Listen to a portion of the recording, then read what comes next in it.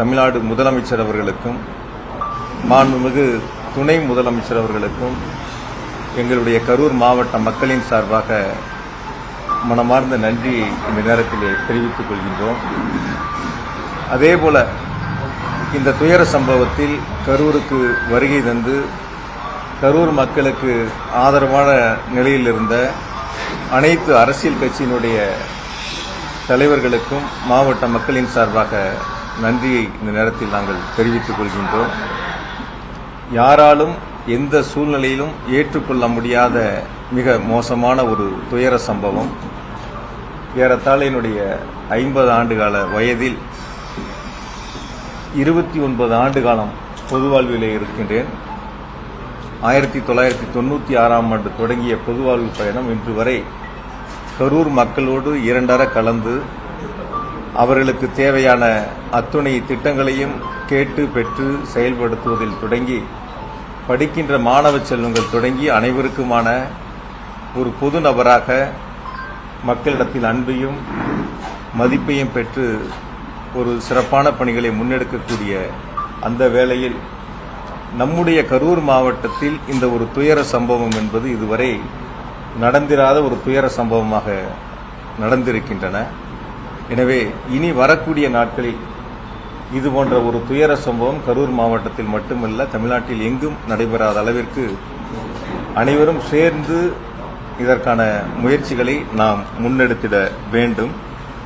கடந்த 3 நாட்களாக இந்த நிகழ்வில் பாதிக்கப்பட்ட மக்களுக்கான உதவிகளை செய்வதையும் அவருடைய இல்லங்களுக்கு சென்று ஆறுதல் சொல்வதிலும் அவர்களுக்கு தேவையான ஏற்பாடுகளை செய்வதிலும் எங்களுடைய முழு கவனமும் அமைந்திருந்தன.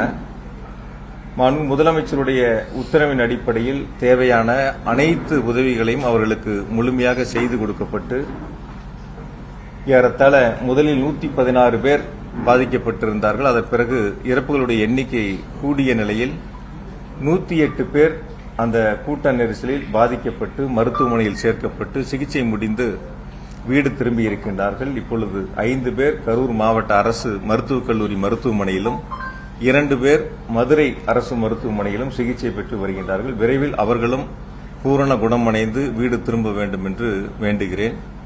ஆகையால் இந்த ஒரு துயர சம்பவம் என்பது யாராலும் ஏற்றுக்கொள்ள முடியாத மிக மோசமான ஒரு துயர சம்பவமாக அமைந்திருக்கின்றன. எனவே இந்த நிகழ்வில் கட்சிகள் பார்க்காமல் இயக்கங்கள் பார்க்காமல் அனைவரும் ஒன்று சேர்ந்து அந்த மக்களுக்கு உதவிய தருணமாக அவர்களுக்கு தேவையான சேவற்றை செய்த ஒரு நிகழ்வாக அமைந்திருக்கின்றன. இதுபோன்ற ஒரு துயர சம்பவங்கள் இனி எந்த காலத்திலும் எந்த சூழ்நிலையிலும் எந்த மாவட்டங்களிலும் நம்முடைய தமிழ்நாட்டில் நடந்திடக்கூடாது. அதற்காகத்தான் 3 நாட்கள் கழித்து உங்களை சந்திக்க வேண்டும். இந்த துயர சம்பவங்களில் இறந்தவர்களுக்கு இரங்கலையும் பாதிக்கப்பட்டவர்களுக்கு தேவையான உதவிகளையும் செய்து அவர்கள் பூரண குணமடைந்து இல்லம் திரும்ப வேண்டும் என்பதற்காகத்தான் இந்த பத்திரிகையாளர் சந்திப்பை நாங்கள் ஏற்பாடு செய்திருக்கின்றோம்.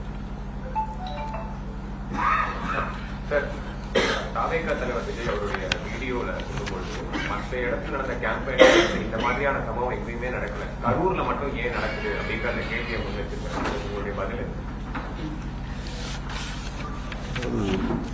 பொதுவா நான் இது அரசியலா பார்க்க விரும்பல.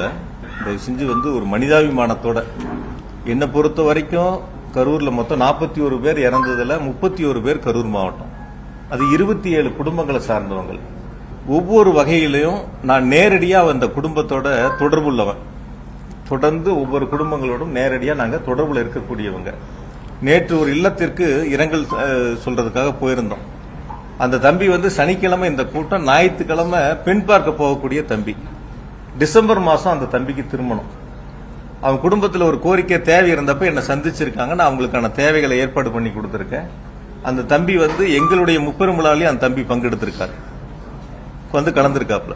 ஆனா நாங்க வேடிக்கை பார்க்க தான் அந்த தம்பி போனாப்லன்னு அந்த வீட்டில் இருக்கிறவங்க அவருடைய நண்பர்கள் அந்த இடங்கள்ல கருத்துக்களை பரிமாறினாங்க.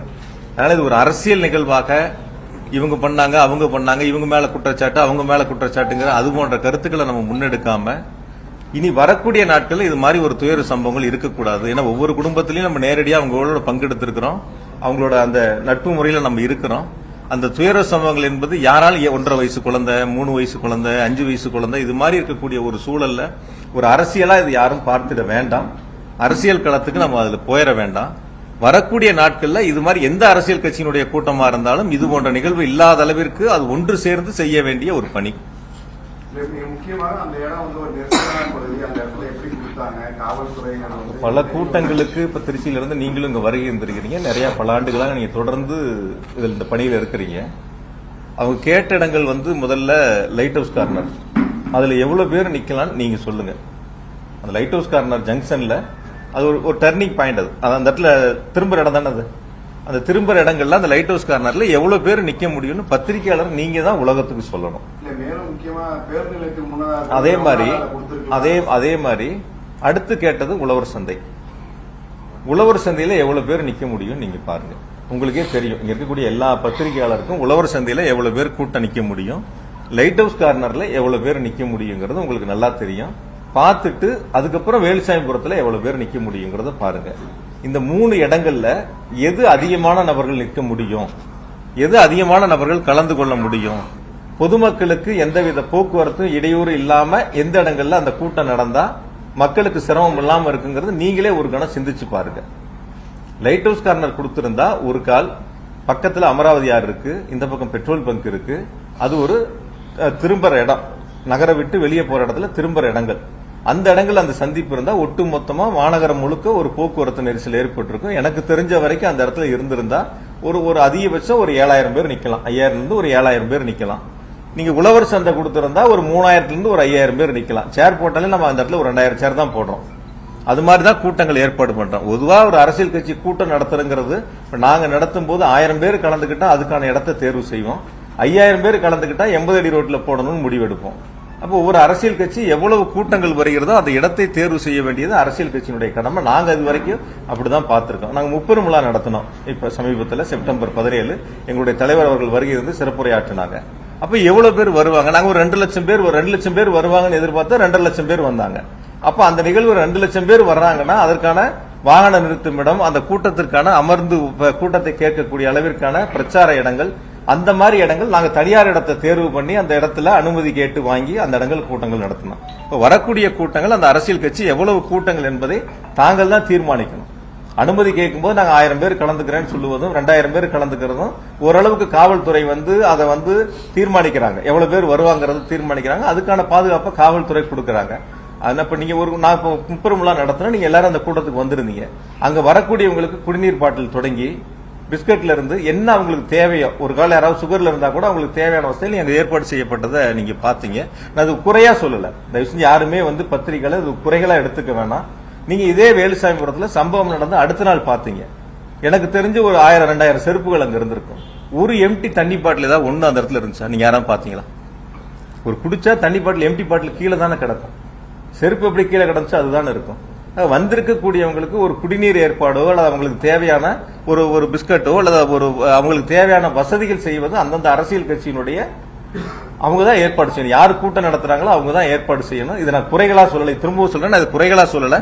அவர்கள் அந்த இடங்களை அது செய்திருக்க வேண்டும். தண்ணி வசதினா ஒரு 11 மணிக்கு கூட்டம் அப்படின்னு சொல்றாங்க, இல்ல 12 மணிக்கு பேசுறதா பொதுச்செயலாளருடைய பேட்டி நீங்களே பத்திரிகையிலேயே தொலைக்காட்சியிலையும் போட்டிருக்கிறீங்க.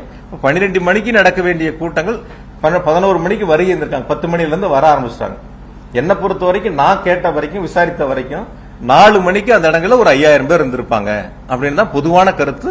சில பேர் உங்ககிட்ட கூட நானும் பேசினேன், எவ்வளவு பேர் இருந்தாங்கன்னு கேட்கும்போது கூட நீங்க சொன்னீங்க 4000 இருந்து ஒரு 5000 பேர் இருக்கும். அப்ப அந்த குறித்த நேரத்தில் அந்த கூட்டங்கள் நடந்திருந்தாலோ அல்லது 12 மணிக்கு சொல்லி ஒரு 4 மணிக்கு நடந்திருந்தாலும் இது போன்ற ஒரு அசம்பாவிதங்கள் நடந்திருக்காது அப்படிங்கிறது பொதுமக்களுடைய கருத்தா இருக்கு. அன்னைக்கு சனிக்கிழமை கரூர்ல சம்பள நாள்.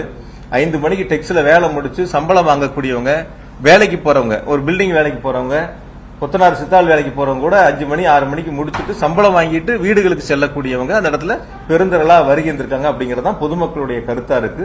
ஆகவே அந்த ஏற்பாடுகள் என்பது காவல்துறை பாதுகாப்பு கொடுக்கும், அரசு கேட்கக்கூடிய இடங்கள் கொடுக்கும்.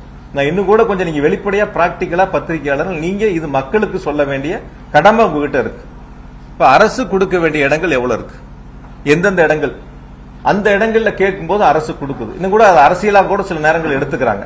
இந்த இடங்கள் கேட்டா கொடுக்கல, அந்த இடங்கள் கேட்டா கொடுக்கல அப்படின்னு சொல்ல அரசு அது ஒரு அரசியலா பண்ண ஆரம்பிக்கிறாங்க. அப்ப கேட்கக்கூடிய இடங்கள் நம்மளுடைய தலைவர் பேசக்கூடிய வரக்கூடிய மக்களுக்கு போதுமான இடமான்னு யார் தீர்மானிக்கணும்? அந்த அரசியல் கட்சிகள் தான் தீர்மானிக்கணும். இப்ப நாங்க தீர்மானிக்கிறோம் முப்பெரும் விழாவுக்கு 2 லட்சம் பேர் வந்தாங்கன்னா இந்த இடம் போதுமானதுன்னு தனியார் இடத்துக்கு போறோம். அது மாதிரி அந்த அரசியல் கட்சிகள் தான் இடங்களை தேர்வு செய்கின்ற பொழுது இந்த இடம் சரியா வருமா? அரசாங்கத்தில் இருக்கக்கூடிய காலி இடங்கள்ல ஏற்கனவே அனைத்து கட்சி கூட்டம் போட்டு அந்த கூட்டத்தில் தீர்மானிக்கப்பட்ட 11 இடங்கள்ல அனுமதிக்கப்பட்ட இடங்கள்ல அனுமதி கேட்கும்போது கொடுக்கறாங்க. அதனால இது குறைகளா நான் சொல்லல, குற்றச்சாட்டுகளா சொல்ல. இனி வரக்கூடிய நாட்களையாவது எல்லா அரசியல் இயக்கங்களுமே இது போன்ற தவறுகள் வராத அளவிற்கு சரி செய்து கொள்ள வேண்டும். மாற்றுக் கட்சியினர் கூட்டத்துக்கு வந்துட்டாங்க அப்படின்னு சொல்லிட்டு தாவேகா குற்றச்சாட்டு வைக்கிறது. இந்த செருப்பெல்லாம் எப்படி வீசுவாங்க ஒரு தலைவர் மேல? ஜெனரேட்டரை யார் ஆஃப் பண்ணுவாங்க? மின்சாரம் துண்டிக்கப்பட்டது. ஜெனரேட்டர் ஒரு வீடியோ இருக்கு. முக்கியமா அதுல ஆபாச வார்த்தைகள்லாம் நிறைய அதுல ஆடியோ இதெல்லாம் வருது. அப்படி ஒரு மாதிரி ஒரு விஷயங்கள் பத்திரிகையாளருக்கு எல்லா தொலைக்காட்சிகளும் லைவ்ல வச்சிருந்தீங்க. ஆங்கில தொலைக்காட்சி, சில தொலைக்காட்சிகள், தமிழ் தொலைக்காட்சிகள் உட்பட எல்லாரும் லைவ்ல இருந்தீங்க. சில சோசியல் மீடியாவும் யூடியூப் சேனல் வரைக்கும் எல்லாரும் லைவ்ல இருந்தீங்க. அப்படி ஒரு சம்பவங்கள் அங்க இருந்திருந்தா உங்க கண்ணுல உங்க லைவ்ல எதுவும் படாம இருந்திருக்குமா? வெளிப்படையா பேசுங்க. அதாவது ஒரு அரசியல் கருத்துக்காக ஒருத்தர் கேட்கக்கூடிய கேள்வி இன்னொரு இடத்துல கேட்கறது, நான் சொல்ற பதிலுக்கு இன்னொரு இடத்துல கேள்வி கேட்பது இல்லாம, இது 41 பேர் இறப்பு சம்பந்தப்பட்ட ஒரு நிகழ்வு. பொதுவா ஒரு 100க்கும் மேற்பட்டோர் பாதிக்கப்பட்ட ஒரு நிகழ்வு, ஒரு துயர சம்பவம். அப்ப நம்ம நாட்டு மக்களுக்கு எந்த இடங்கள்ல தவறு இருக்குங்கிறது சொல்ல வேண்டிய கடமை பத்திரிகைட்டையும் தொலைக்காட்சிகிட்டே இருக்கு. இப்ப நீங்க எல்லாரும் அந்த இடத்துல லைவ் வச்சிருக்கும் போது ஜெனரேட்டர் ரூம்ல போய் யார் ஆஃப் பண்ணிருப்பா? அந்த இடங்கள்ல நடக்கக்கூடிய இடங்கள்ல அப்படி இருக்கக்கூடிய ஒரு 10,000 பேரோ இல்ல 15,000 பேரோ 20,000 பேரோ 25,000 பேரோ இருக்கட்டும், அவ்வளவு பெரிய கூட்டங்களுக்குள்ள போய் நீங்க சொல்ற மாதிரி ஒருத்தரோ 5 பேரோ 10 பேரோ போய் அது மாதிரி ஒரு அசார சூழ்நிலை உருவாக்க முடியுமா? பிராக்டிகலா யோசிச்சுப்பார். இப்போ நீங்க ஒரு 30 பேருக்கு 50 பேர் பத்திரிகையாளர் இருக்கீங்க, ஒருத்தரோ 2 பேரோ ஒரு தவறான ஒருத்தர் உள்ள உங்ககிட்ட ஒரு கருத்தை பண்ணாருன்னா நீங்க அதை அனுமதிப்பீங்களா? பொதுவான ஒரு கேள்வி கேட்கணும், எப்படி அனுமதிப்பாங்க? இப்ப அந்த இடத்துல இருக்கக்கூடிய அவருடைய தொண்டர்கள் அந்த இடத்துல இருக்காங்க, அந்த கட்சியை சார்ந்தவங்க அங்க இருக்காங்க. யார் அந்த இடங்கள்ல அது போன்ற ஒரு விஷமத்தனமான பிரச்சனையில ஈடுபடுறாங்களோ அப்ப அவங்க அந்த இடத்துல கேட்பாங்கல்ல, அந்த இடத்துல இருப்பாங்கல்ல. அது நீங்க முதல்ல பத்திரிகையில நம்ம தான் அதை பார்க்கணும். நம்ம லைவ்ல நீங்க எல்லாரும் போட்டீங்க, ஒவ்வொரு சேனலும் ஒவ்வொரு ஆங்கிள் வச்சு லைவ் வந்துச்சு. இந்த ஜெனரேட்டர் ரூம் நீங்க பாருங்க, நீங்க எல்லாரும் நீங்க போட்ட லைவ் தான். வைக்கப்பட்டு இருந்த தடுப்புகளை பொதுமக்கள் உடைத்துக் கொண்டு செல்ல வேண்டிய சூழல் ஏற்பட்டது. அப்போது விஜயின் பரப்புரை ஏற்பாட்டு குழுவை சேர்ந்தவர் ஜெனரேட்டரை ஆஃப் செய்தார். இந்த காட்சியை நியூஸ் 18 தமிழ்நாடு தொலைக்காட்சி பதிவு செய்துள்ளது.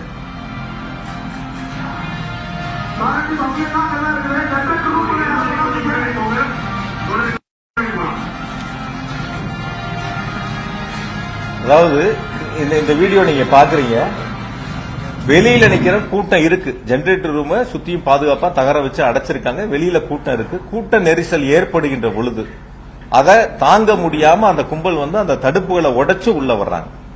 உள்ள வரும்போது ஜெனரேட்டர் அங்க யார் அந்த ஜெனரேட்டர் ஏற்பாடு பண்ணாங்களோ, இன்னும் கூட நான் விளக்கமா சொல்றேன், இந்த ஜெனரேட்டர் ஆஃப் ஆகும்போது கூட ஸ்ட்ரீட் லைட் ஆஃப் ஆகல. இந்த ஜெனரேட்டர் ஆஃப் ஆகும்போது என்ன ஆகுதுன்னா, அவங்க கூடுதலா போட்ட லைட் இருக்கு இல்லையா, அது மட்டும் தான் ஆஃப் ஆயிருக்கு.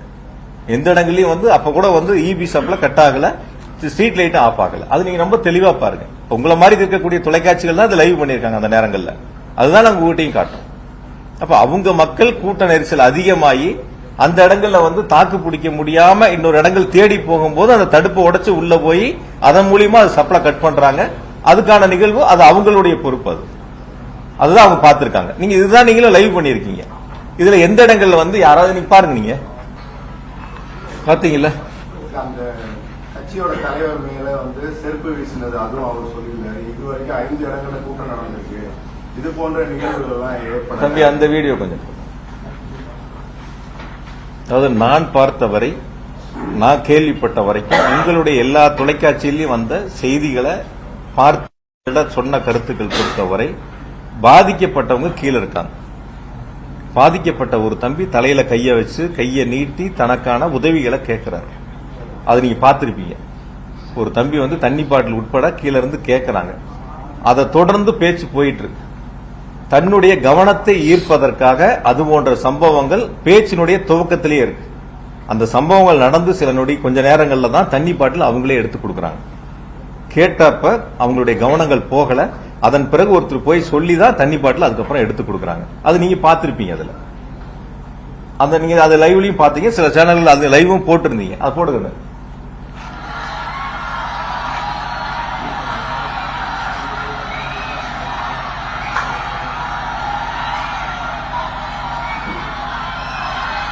ஆம்புலன்ஸ் நம்ம படி இருக்குது.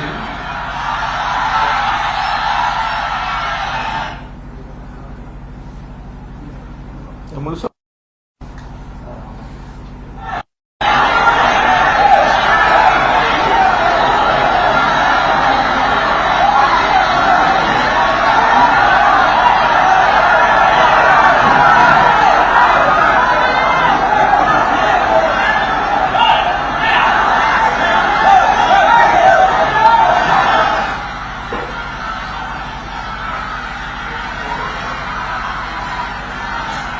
கொஞ்சம் வழி விட்டு அப்படி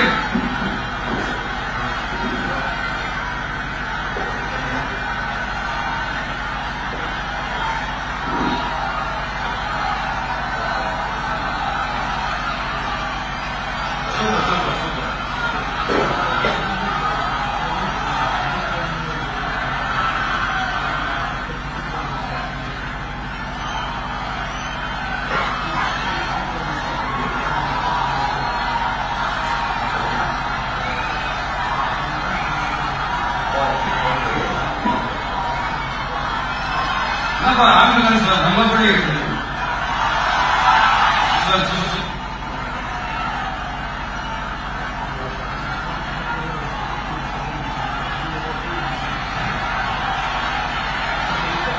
என்னாச்சு? தண்ணி போடுங்க, தண்ணி போடுங்க.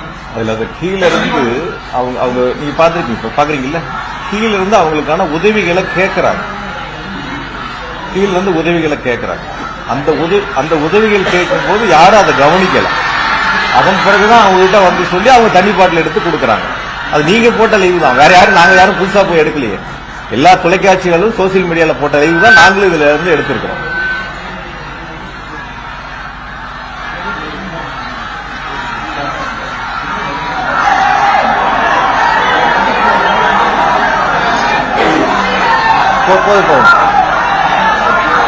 போதும் வந்து விடுங்க. பொதுவா ஒரு அரசியல் கட்சினா, நான் இது கருத்துக்காக அரசியலுக்காக சொல்லல, பொதுவா ஒரு அரசியல் எந்த அரசியல் கட்சினாலும் சரி, ஒரு கூட்டங்கள் நடத்துகின்ற பொழுது அந்த அரசியல் கட்சியினுடைய தலைவர்கள் சீட்டோட அந்த வாகனத்தினுடைய பிரச்சார வாகனத்துடைய முன் சீட்ல இருப்பாங்க. அல்லது கூட்டம் அதிகமா இருந்தா வாகனத்தின் மேலே ஏறி இருக்கக்கூடிய பொதுமக்களையும் தங்களுடைய தொண்டர்களையும் பார்த்து கையசைப்பாங்க. ஆனா இந்த கூட்டத்தில் நடந்தது நீங்க எல்லாருமே லைவ் போட்டீங்க.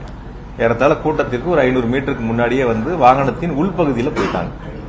ஸ்கிரீன் போட்டாச்சு, லைட் ஆஃப் பண்ணியாச்சு. முன் சீட்ல தான் எல்லாரும் உட்காருவாங்க, கையசைப்பாங்க, மேல நின்று கையசைப்பாங்க. இது வழக்கமான அரசியல் தலைவர்கள் செய்யக்கூடிய ஒரு நிகழ்வு. ஆனா அது நேர்மாறா வந்து அந்த 500 மீட்டருக்கும் ஏறத்தாழ அந்த வாகனங்கள் செல்வதற்கு 1 மணி நேரம் ஆயிரும். 1 மணி நேரம் அதை கடந்து செல்வதற்கான சூழல் உருவாயிருக்கு. அந்த இடங்கள்ல கூட எனக்கு சொன்ன வரைக்கும் காவல்துறை வந்து கூட்ட நெரிசல் அதிகமா இருக்கு, வாகனத்துல முன்பகுதியில நின்று அங்கிருந்து நம்ம திருக்கம்பள்ளி ரவுண்டானால இருந்து கையசிச்சிருந்தாலோ அல்லது மேல நின்று கையசிச்சிருந்தாலோ அந்த இடங்கள்ல இது போன்ற கூட்ட நெரிசல் வந்திருக்காது அப்படிங்கிறது பொதுவான மக்களுடைய கருத்து.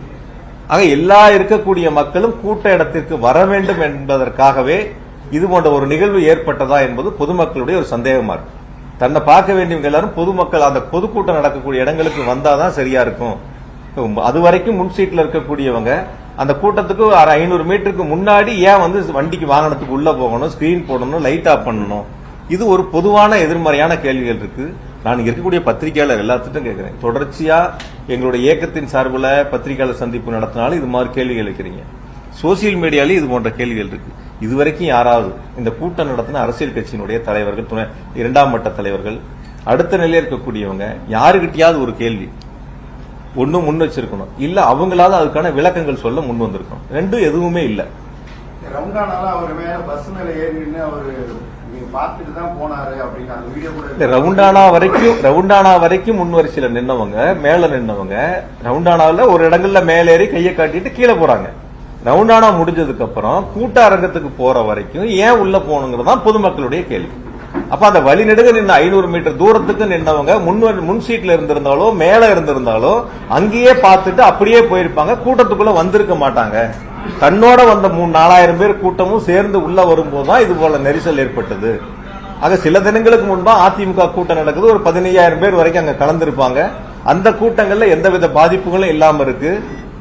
அப்ப இந்த கூட்டங்கள்ல மட்டும் எப்படி பாதிப்புகள் வந்தது? வழக்கமா ஒரு கருத்து சொல்லுவாங்க, இப்ப சகோதரர் கூட கேட்டாரு, வழக்கமான ஒரு கருத்து சொல்லுவாங்க, நான் ரெகுலரா நான் வண்டி ஓட்டுவேன், கார் ஓட்டுவேன், எல்லா நாளும் நான் வேகமா தான் போவேன், சில நாளா நான் கார் ஓட்டிட்டு இருக்கேன், ஆனா எல்லா நாளும் வேகமா தான் போவேன், ஒரு நாளும் ஆக்சிடென்ட் ஆகல, இன்னைக்கு மட்டும் எனக்கு எப்படி ஆக்சிடென்ட் ஆச்சுன்னு ஒருத்தர் கேட்கற மாதிரி இருக்கு. எல்லா ஊர்லயும் கூட்டம் நடத்தினா எந்த ஊர்லயும் நடக்கல, இந்த ஊர்ல மட்டும் ஏன் நடக்குங்கிற கேள்வி. நான் எல்லா நாளும் வண்டி ஓட்டுறேன், வேகமா தான் ஓட்டுறேன், ஆனா இந்த நாள் மட்டும் இன்னைக்கு மட்டும் எனக்கு எப்படி என் கார் ஆக்சிடென்ட் ஆச்சுன்னு கேட்கற மாதிரி இருக்கு.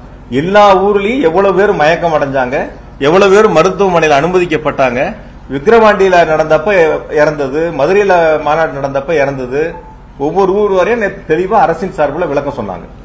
அது எல்லாரும் உங்களுக்கும் தெரியும். அப்ப ஒவ்வொரு கூட்டம் நடக்கக்கூடிய நிகழ்வுலயே அது போன்ற சம்பவங்கள் நடந்துகிட்டு இருக்கு.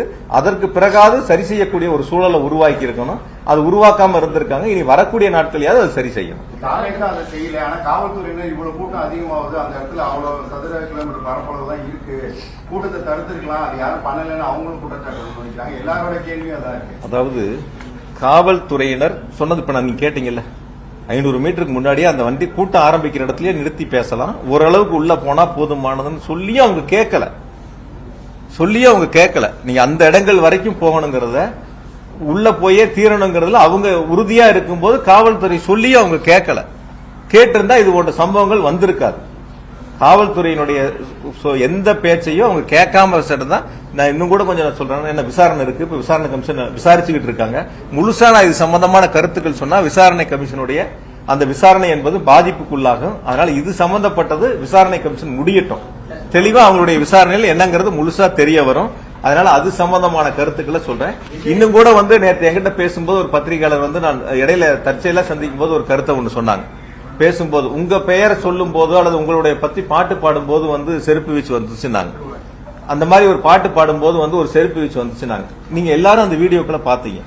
எத்தனை மணிக்கு மொத்தமே மேடையில நின்று அந்த வாகனத்துல மேல நின்று இருந்தது 19 நிமிஷம். அந்த வாகனத்துக்கு மேல இருந்து அந்த சைடு போடுங்க.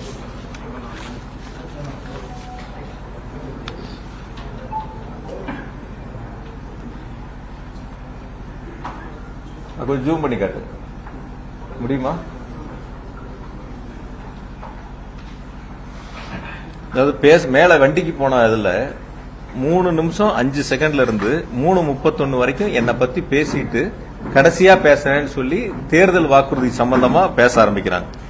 5:35க்கு கரூர் விமான நிலையத்தை பத்தி திரும்ப பேசுறாங்க. பேச ஆரம்பிச்ச பேச்சில இருந்து 6 மணிக்கு மயங்கி விழுந்தவங்களுடைய பகுதியிலிருந்து முதல் செருப்பு அந்த செருப்பு வீசுறாங்க. இது பேச ஆரம்பிச்சு 6வது நிமிஷத்துல அந்த சம்பவம் நடக்குது.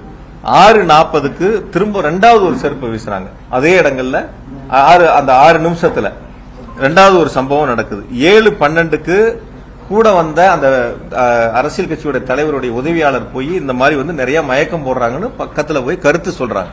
நீங்க எல்லாரும் அதை லைவ்ல பாத்தீங்க. அந்த கருத்துக்களை சொல்றாங்க. அதுக்கப்புறம் அவங்க ஆம்புலன்ஸை கூப்பிடுறாங்க, ஆம்புலன்ஸ் வருது, ஆம்புலன்ஸ்ல ஏத்துறாங்க, கூட்டிட்டு போறாங்க, எல்லா வேலைகளும் நடக்குது. சில பாதுகாவலர் போய் நிறைய பேர் மயக்கம் அடைகிறதையும் போய் அவங்க கிட்ட காதுக்கு சொல்றாங்க. அதெல்லாம் 14வது நிமிஷம். அந்த மேடை வண்டி ஏறினதுல இருந்து 14வது நிமிஷத்துல அது போல ஒரு சம்பவங்கள் நடக்குது. திரும்பவும் என்ன பத்தி பேசுறது மொத்தம் 19 நிமிஷத்துல 16வது நிமிஷம் தான் என்ன பத்தின பேச்சு திரும்ப வருது. இந்த சம்பவங்கள் நடக்கிறதெல்லாம் முதல்ல 5 நிமிஷத்திலேயே வண்டிக்கு போய் 5வது நிமிடத்திலேயே நடந்துருது.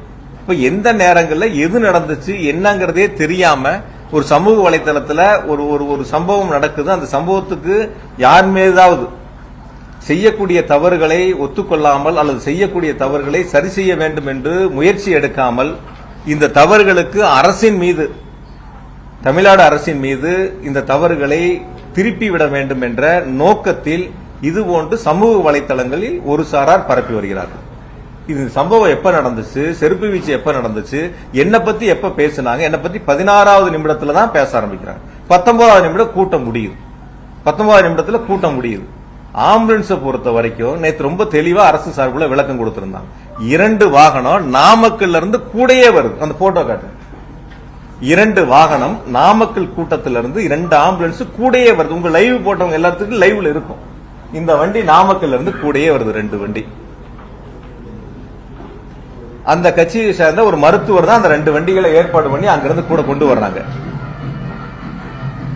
இதுக்கு பிறகு போதுங்க நான் பண்ண. இதுக்கு பிறகு 5 வாகனங்கள் கரூர் மாவட்டத்தை சேர்ந்த அந்த கட்சியை சேர்ந்த மருத்துவடி மாவட்ட துணை செயலர் ஒருத்தர் 5 வாகனங்களை பேசி 3000 ரூபாய் வாடகைக்கு எடுத்து 15000 ரூபாய் பணம் கொடுத்து 5 வாகனங்களை தயாரா வச்சிருக்காங்க. அதுதான் அந்த 7 வண்டிகள். 5 வண்டி இவங்க ரெடி பண்ணது, 2 வண்டி கூட வந்தது. ஆம்புலன்ஸ் சொன்னோடனே அவங்க அதான் சொன்னாங்க, திமுக அதுல வந்து உங்களுடைய பேனர் எந்த இடங்களையும் நீங்க யாராவது ஒருத்தர் விஷுவல் அவங்க எல்லாம் போறது யாராவது ஒருத்தர் நான் அது கூட சில சங்கடங்கள் பட்ட எங்க நிர்வாகிகள் மேல, அது எந்த இடங்கள் அந்த தவறு நடந்துச்சுன்னா மருத்துவமனையில பிரேத பரிசோதனை முடிஞ்சு போகும்போது அந்த மருத்துவமனையை சேர்ந்த ஒரு சகோதரர் அந்த தவறு பண்ணிட்டார். எந்த இடங்களையும் கூட்டம் நடந்த இடங்கள்ல எங்களுடைய ஆம்புலன்ஸ் வாகனங்கள் எதுவுமே போகல. அவங்க முத கால் பண்ணது 108. 108 அதாவது வாட்டர் பாட்டில் வந்து மருத்துவக் கல்லூரியில நள்ளிரவுல கேட்கறாங்க. அப்ப கடைகள் அடைக்கப்பட்டிருக்கு. நம்ம கிட்ட இருந்த வெளியில இருந்த வரைக்கும் எடுத்துட்டாங்க. நம்ம கிட்ட இருந்தது கையில இருந்தது கேட்கறாங்க, கொண்டு போய் கொடுக்கணும். அங்க உணவு வேணுங்கிறது கொண்டு போய் கொடுத்தோம். தனியார் மருத்துவமனையில சிகிச்சை பெற்றவங்களுக்கு கட்டணங்களை நாங்க செலுத்தணும். என்ன உதவிகள் வேணுமோ நாங்க செஞ்சோம். இது அரசியலா பார்க்கல. எங்க கட்சி எங்க தலைவர் சொல்லியிருக்காங்க, ஒரு அரசியல் தலைவர் வந்து பாதிக்கப்பட்ட பொதுமக்களா இருந்தாலும் தொண்டரா இருந்தாலும் எந்த உயிரிழப்பையும் ஏத்துக்க மாட்டாங்க. அதுதான் அரசியல் தலைவர். அது மாதிரிதான் நாங்க எங்க தலைவர் வழியில தான் நாங்க போய் அவங்களுக்கு உதவி பண்ண தான் போனோம். அப்படி குறை சொல்லக்கூடியவங்க அவங்க அதுக்கான ஏற்பாடுகளை செஞ்சிருக்கலாம்.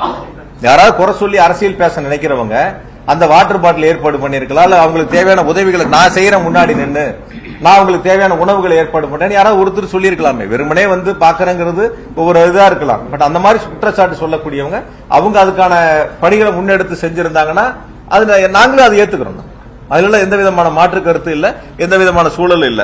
அதனால இந்த சம்பவங்களை பொறுத்தவரை நடைபெற்றது முதல் 5-6 நிமிடங்களுக்குள்ள என்ன பத்தி பேச ஆரம்பிச்சது 19வது நிமிடத்துல. முதல்ல இதை பத்திரிகையாளர் நீங்க தெளிவுபடுத்திக்க. சமூக வலைதளங்கள்ல வர்றதுங்கிறது அரசியல் காழ்ப்புணர்ச்சியால பல்வேறு அரசியல் இயக்கங்களை சேர்ந்தவர்களை யார் மீதாவது பழி சுமத்த வேண்டும் என்பதற்காக சொல்லக்கூடிய குற்றச்சாட்டு. ஆகையால் பத்திரிகையாளர்களும் தொலைக்காட்சிகளும் முதல்ல இந்த உண்மை நிலவரங்களை நீங்க தெரிஞ்சுக்க. ஆகையால் இது எந்த வகையிலும் இது அரசியல் படுத்தக்கூடிய நிகழ்வு அல்ல.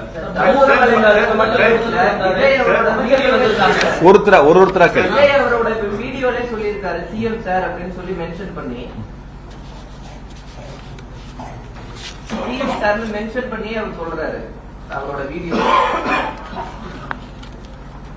அதாவது நான் கொஞ்சம் பாதிக்கப்பட்ட மக்களுடைய இல்லத்துல ஒருத்தனா இருந்து பேசுறேன். நான் என்ன பொறுத்த வரைக்கும் என் குடும்பத்தை நேசிக்கிறத விட என்னுடைய மாவட்ட மக்கள், என்னுடைய தொகுதி மக்களை நான் ரொம்ப அளவுக்கு அதிகமா நேசிக்கக்கூடியவன். ரொம்ப அளவுக்கு அதிகமா அவங்களுக்கு உண்மையா இருக்குன்னு நான் நினைக்கக்கூடியவன். அவங்களுக்கு தேவையான உதவிகளை செய்யணும்னு நினைக்கக்கூடியவன். படிப்பா இருந்தாலும், மருத்துவமா இருந்தாலும், ஒரு போட்டி தேர்வா இருந்தாலும், ஒரு விளையாட்டு போட்டிகளா இருந்தாலும் எல்லா சூழ்நிலையிலும் ஒன்னா இருக்கு. நான் இன்னைக்கு கூட காலையில வந்து எங்களுடைய கரூர் தொகுதியில் வந்து ஒரு 30 மாணவ மாணவிகள் வந்து விமானத்துல முதல்ல பயணிக்கிறாங்க. 6வது 7வது 8வது படிக்கிறவங்க ரவுண்ட் டேபிள் அதை ஏற்பாடு பண்ணாங்க. என்னையும் அதுல அழைச்சிருந்தாங்க. நான் எனக்கு டிக்கெட் போட்டிருந்தாங்க. நான் அவங்கள போய் விமான நிலையத்தில் வழி அனுப்பிட்டு நான் அங்க வரேன். என்னால அவங்க போக முடியல. அங்க அவங்கள வழி அனுப்பி வச்சுட்டு வரேன். அப்ப தொகுதி மக்களோட, மாவட்ட மக்களோட 2 கலந்து எந்த சூழ்நிலையும் எங்களுடைய தலைவர் பிறந்தநாள் வந்தா கூட ஒரு அரசியல் கட்சி பார்த்து இவங்க எந்த கட்சியை சார்ந்தவங்கன்னு பார்த்து நாங்க உதவி பண்ணதே இல்லை இது வரைக்கும். திராவிட முன்னேற்ற கழகத்தை பொறுத்த வரைக்கும், எங்களை பொறுத்த வரைக்கும் இவங்க எந்த கட்சியை சார்ந்தவங்க, இவங்களுக்கு மட்டும்தான் இந்த பொருளை கொடுப்போம், இவங்களுக்கு மட்டும்தான் அந்த உதவி செய்யும் நாங்க பார்த்ததில்லை. எங்க அலுவலகத்துல எந்த மனு வந்தாலும் எந்த கட்சியும் நாங்க கேட்டது கிடையாது. அவங்க எல்லாத்துக்கும் சரிசமமா உதவி செய்யக்கூடிய இடங்கள்ல அந்த பணிகள் நாங்க முன்னெடுத்திருக்கோம். அதனால வந்து அந்த நீங்க வீடியோவை பொறுத்த வரைக்கும் அதுக்கு பிறகு வந்த சம்பவங்கள், நீங்க சமூக வலைத்தளமா இருக்கட்டும், பொதுமக்கள் வரக்கூடிய கருத்துக்களா இருக்கட்டும், நீங்க பாருங்க எந்த மாதிரியான ஒரு எதிர்மறையான கருத்துக்கள் வந்துச்சு. நடைபெற்ற சம்பவங்களில் இப்ப நான் வந்து என்ன கேக்குறீங்க, எப்படி வந்து பாதிக்கப்பட்ட உடனே அவர் மருத்துவமனைக்கு போனார். நான் இந்த கட்சி ஆட்சியில் தான் இருக்கேன், இங்கேதான் இருக்கேன். எங்களுடைய பகுதி செயலர், ஒன்றிய செயலர் கூட்டம் 6 மணிக்கு என்னோட ரவுண்ட் டேபிள் நிர்வாகிகள் இந்த நிகழ்ச்சி இன்னைக்கு போற சம்பவமான நிகழ்ச்சி சம்பந்தமா என்னோட வந்து கிட்டத்தட்ட ஒரு 3/4 மணி நேரம் 1 மணி நேரம் என் கூட பேசிட்டு இருக்காங்க என் வீட்டுல. அதை முடிச்சுட்டு நான் கட்சி ஆஃபீஸ் வரேன். இங்க இருக்கும்போது எனக்கு தகவல் வருது, இந்த மாதிரி வந்து பாதிக்கப்பட்டிருக்காங்க, மருத்துவமனைக்கு நீங்க போங்கன்னு சொல்றாங்க. நான் இங்க இருந்து அமராவதி மருத்துவமனை போறதுக்கு எவ்வளவு நேரம்? இங்க இருந்து அந்த அமராவதி மருத்துவமனைக்கு போறதுக்கு எவ்வளவு நேரம் ஆகும் சொல்லுங்க. நான் 7:47 உள்ள நுழையிறேன் அமராவதி மருத்துவமனையில். வேணா வீடியோ ஃபுட்டேஜ் கொடுக்குறேன். 7:47 போறேன். அதே அதிமுக சேர்ந்த மாவட்ட செயலர் 8-10க்கு மருத்துவக் கல்லூரி மருத்துவமனைக்கு போறாங்க. இப்ப நான் போகும்போது மருத்துவமனையில கூட எல்லா கட்சியை சேர்ந்த சில சகோதரர்கள் அங்க இருந்தாங்க. ஆம்புலன்ஸ் வண்டி வரும்போது அந்த வரக்கூடிய பாதிக்கப்பட்டவங்களை இறக்கி உள்ள கொண்டு போய் மருத்துவமனையில சேர்த்து உதவி செய்யக்கூடிய சம்பவங்கள் எல்லாரும் ஈடுபட்டு இருந்தாங்க. அதனால பாதிக்கப்பட்டு தகவல் தெரிஞ்சவனே இப்ப என்ன டிக்கெட் போட்டு சென்னைக்கு போக சொல்றீங்களா? மக்கள் பாதிக்கப்பட்டு ஒரு பக்கம் மருத்துவமனையில் அனுமதிக்கப்பட்ட சூழல்ல நான் அந்த சம்பவ இடத்துக்கு போகாம நான் டிக்கெட் போட்டு சென்னைக்கு போயிடவா? யாருக்கும் பதில் சொல்லாம, யாருக்கும் உதவி செய்யாம, அப்படிப்பட்ட ஒரு சூழலை சில பேர் எதிர்பார்க்கறாங்கன்னு நான் நினைக்கிறேன். நான் இன்னைக்கு இல்ல, இனி எப்ப இருந்தாலும் நான் இருக்கிற வரைக்கும் எங்க மாவட்ட மக்களுக்கு, என்னுடைய தொகுதி மக்களுக்கு எந்த பாதிப்புனாலும் நாங்க முன்னாடி நிற்போம். நான் மட்டும் இல்ல, எங்க நிர்வாகிகள் எல்லாரும் முன்னாடி நிற்போம். அதான் எங்களுக்கு எங்க தலைவர் கத்துக் கொடுத்த பாடம். அதனால அதுல நீங்க பிரதர் சொன்ன மாதிரி அவருடைய கருத்தை நேத்து ரொம்ப நாள் 3 நாள் கழிச்சு ஒரு வீடியோ பதிவிட்டு இருக்காரு. அதெல்லாம் விசாரணை முடியட்டும். நான் சொல்லதை பொறுத்த வரைக்கும் எங்கள் இயக்கமே அல்லது வேறு எந்த இயக்கமா இருந்தாலும் ஒரு தவறு நடந்து விட்டால் அந்த தவறுக்கு பொறுப்பெடுத்துக் கொள்ள வேண்டும். அது சராசரி ஒரு அரசியல் கட்சி, ஒரு அரசியல் தலைவர் செய்யக்கூடிய கடமை, பொறுப்பு. நடந்த தவறுகளை ஒருவர் மீது திசை திருப்பி, ஒரு அரசின் மீது திசை திருப்பி மடைமாற்றம் செய்வதற்கு முயற்சி எடுத்தால் ஒருபோதும் மக்கள் ஏற்றுக்கொள்ள மாட்டார்கள். அதுல ரொம்ப தெளிவா இருக்கு. நேத்து பேசும்போது ஒரு கேட்டார், ரொம்ப கட்டுக்கடங்காத கூட்டமான்னு கேட்டார். நான் சொன்னேன், கட்டுக்கடங்காத கூட்டம் இல்ல, கட்டுப்பாடற்ற கூட்டம். கட்டுக்கடங்காத கூட்டம்லாம் இல்ல. 15,000 பேர் அதிமுக வந்தாங்க, இதுல 25,000 பேர் வைங்க. 10,000 பேர் அந்த இடத்துல கூடுதலா நிக்க முடியாதா? நிக்கிறதுக்கான இட வசதி இல்லையா? ஒரு கட்டுப்பாடான கூட்டத்துக்கும் கட்டுப்பாடற்ற கூட்டத்துக்கும் வித்தியாசம். எந்த கட்சியினாலும் ஒரு கட்டுப்பாடு இருக்கும். ஒரு தலைவர் வர்றாங்கன்னா, எங்க தலைவர் வர்றாங்கன்னா, அந்த வாகனத்துக்கு முன்னாடி எங்களுடைய 2ஆம் மட்ட தலைவர்கள் அல்லது அந்த மாவட்ட செயலர் வாகனத்துக்கு முன்னால் சென்று தொண்டர்களை ஒழுங்குபடுத்தி, பொதுமக்களை ஒழுங்குபடுத்தி நிற்க வைத்து, தலைவரை பார்க்க வைத்து அந்த பொதுக்கூட்டங்களில் பங்கு பெற செய்வார்கள்.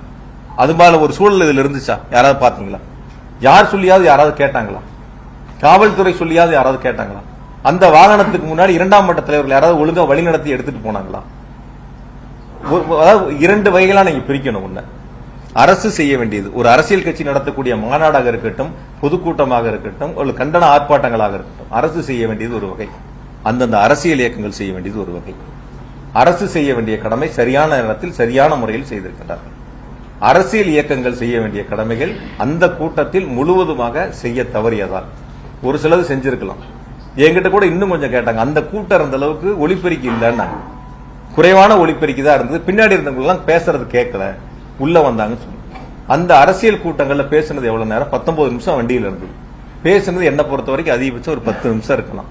அது சொல்லப்பட்ட கருத்து தேர்தல் வாக்குறுதி சம்பந்தமான ஒரு 4-5 கருத்து, என்ன பற்றி ஒரு 2 கருத்துக்கள், அவ்வளவுதான்.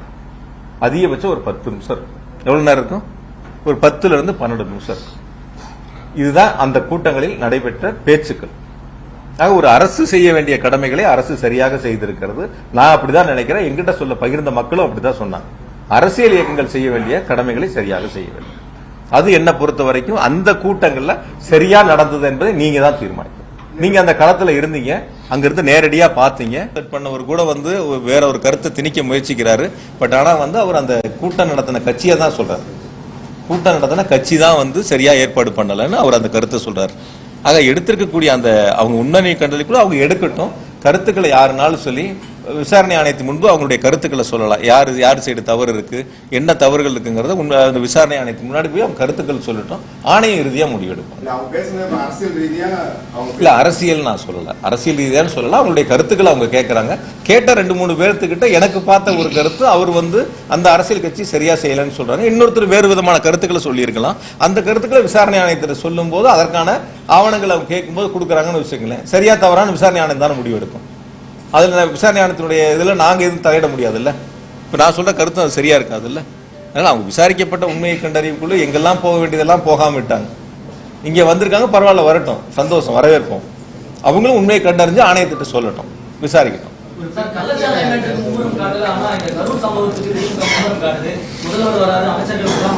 சார், எந்த சம்பவமா இருந்தாலும் சரி, நீங்க சொன்ன சம்பவத்திற்கும் எங்களுடைய மாண்பு துணை முதலமைச்சரும் நேரில் சென்று அவர்களுக்கான ஆறுதலை சொல்லி அனைத்து உதவிகளையும் செய்தார்கள்.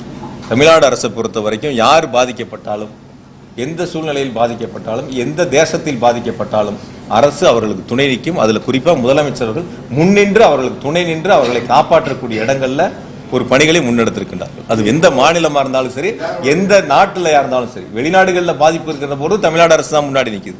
வெளி மாநிலங்களில் பாதிப்புங்கிற போது தமிழ்நாடு அரசு தான் முன்னாடி இருக்கு. எங்க ஊரை சேர்ந்த ஒரு மருத்துவர் வந்து வட இந்தியால சுற்றுலா போயிட்டு பாதிக்கப்பட்ட பொழுது அங்க வந்து அவர் கூட்டிட்டு வந்து மருத்துவ சிகிச்சை டெல்லியில கொடுத்து திரும்ப சென்னையில வந்து அவர் எங்க முதலமைச்சரை சந்திச்சு நன்றி தெரிவிச்சுட்டு போனார். அதுபோல ஒரு நல்ல ஒரு அரசாங்கத்தை தான், நல்ல சூழலை தான் முதலமைச்சர் உருவாக்கிட்டு இருக்காங்க. உயிரிழந்தவர்களோட குடும்பம் உட்பட பல பகுதிகளில் பொதுமக்கள் வந்து காவல்துறை சரியான பாதுகாப்பு வசதிகள் செய்யலன்ற குற்றச்சாட்டுகள் வைக்கிறாங்க.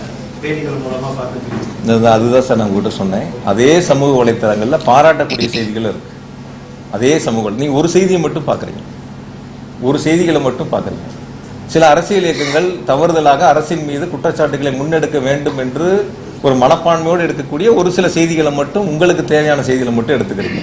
அதே சமூக வலைத்தளங்கள்ல பாராட்டி எவ்வளவு பேர் பதிவிட்டு இருக்காங்க, அது நீங்க பார்க்கணும்ல. இதுல எத்தனை பேர் இருக்காங்க, அதுல எத்தனை பேர் இருக்காங்கன்னு பார்க்கணும்ல. பாராட்டக்கூடிய மக்கள், நீங்க இன்னும் 27 குடும்பங்களுக்கு நாங்க போனோம்ல, போன வரைக்கும் அவங்க எதுவும் குற்றச்சாட்டுகள் சொன்னாங்களா? 108 பேர் பாதிக்கப்பட்டு காயமடைஞ்சவங்க அவங்க எதுவும் குற்றச்சாட்டுகள் சொன்னாங்களா?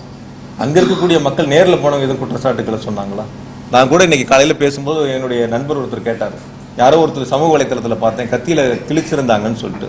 இப்போ நான் அதுக்கு கேட்டேன், நான் கத்தியில கிழிச்சிருந்தா அவங்க எந்த மருத்துவமனையில் அனுமதிக்கப்பட்டாங்க?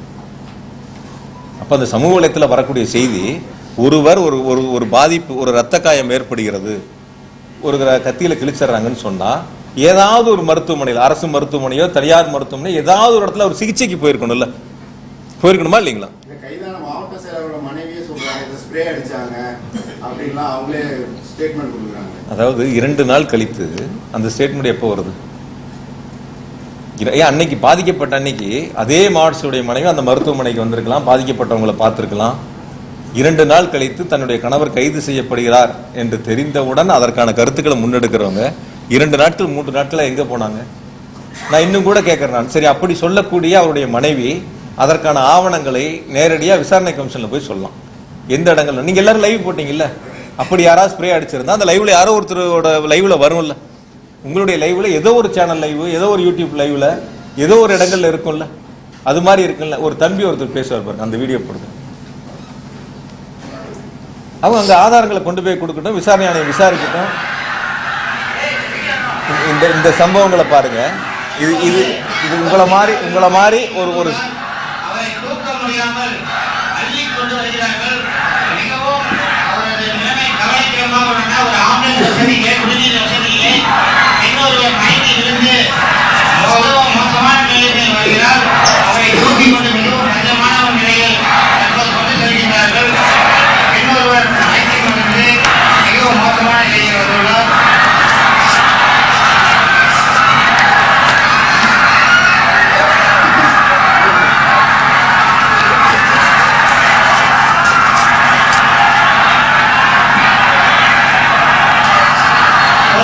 குழந்தைகளும் மூச்சுவிட முடியாமல் தடுமாறி வருகிறார்கள். அனைவரும் ஐடியிலும் காட்சியிலும் அனுபவிக்கிறோம். பாத்தீங்கல்ல, கரூர் மாவட்டத்துக்கு சமீபத்தில் வந்த எடப்பாடி பழனிசாமி நடிகர் விஜயா 10 ரூபா அப்படின்னு சொல்லி உங்களை சொல்லிட்டு இருக்காங்க. இதுக்கு உங்களோட